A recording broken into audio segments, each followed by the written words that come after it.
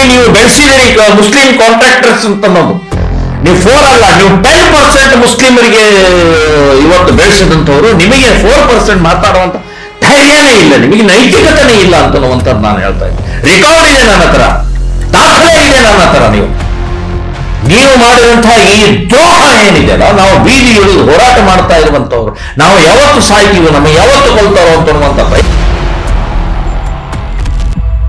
ನನಗೆ ಕೆಲವೊಂದ್ಸಲ ಕಣ್ಣೀರು ಬರುತ್ತೆ, ತಾಯಿ ಏನಾಗ್ತಾ ಇದೆ, ಯಾರು ಸುಧಾರಣೆ ಮಾಡೋರು, ಯಾರು ಆಶೀರ್ವಾದ ಮಾಡೋರು, ನನ್ನ ಮುಂದಿನ ದೇಶದ ಭವಿಷ್ಯ ಉಳಿಸೋರು ಯಾರು ಅನ್ನುವಂಥದ್ದು ನನಗೆ ಅನಿಸುತ್ತೆ. ಹಾಗಾಗಿ ಸಂಘವನ್ನು ನಾನು ಕಳಕಳಿಯಿಂದ ಕೇಳ್ತಾ ಇದ್ದೀನಿ, ಒಟ್ಟಿಗೆ ಸೇರಿಸುವಂಥ ಪ್ರಾಮಾಣಿಕ ಹಿಂದೂವಾದಿಗಳನ್ನ ಇವತ್ತು ಒಟ್ಟಿಗೆ ಸೇರಿಸುವಂಥ ಪ್ರಕ್ರಿಯೆ ಸಂಘ ಮಾತ್ರ ಮಾಡಬೇಕು ಅನ್ನುವಂಥದ್ದು ನಾನು ಹೇಳ್ತೇನೆ.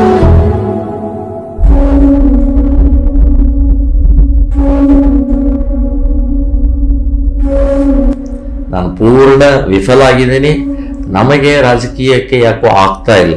ಯಾಕೆ ಅಂದ್ರೆ ಇವತ್ತಿನ ವ್ಯವಸ್ಥೆ ಕುಲಗೆಟ್ಟು ಹೋಗಿದೆ. ರಾಜಕೀಯ ವ್ಯವಸ್ಥೆ, ಜಾತಿ ಬೇಕು, ದುಡ್ಡು ಬೇಕು. ಯಡಿಯೂರಪ್ಪ ಮೊಮ್ಮಗ ನಾನಾಗಿದ್ರೆ ಇವತ್ತು ನನಗೊಂದು ಸೀಟ್ ಸಿಕ್ತಿತ್ತು, ಅಥವಾ ಈ ಈಶ್ವರಪ್ಪ ಅವರ ಮಗ ಆಗಿದ್ರೆ ನನಗೊಂದು ಸೀಟ್ ಸಿಕ್ತಿತ್ತು, ಅಥವಾ ಜಾರಕಿಹೊಳಿ ಅವ್ರ ಮನೆಯಲ್ಲಿ ಏನಾದ್ರು ಹುಟ್ಟಿದ್ರೆ ನನಗೆ ನಾನು ಈ ಕ್ಷೇತ್ರದಲ್ಲಿ ಬೆಳೀತಿದ್ನೋ ಏನೋ. ಆದ್ರೆ ದುರ್ದೈವದಿಂದ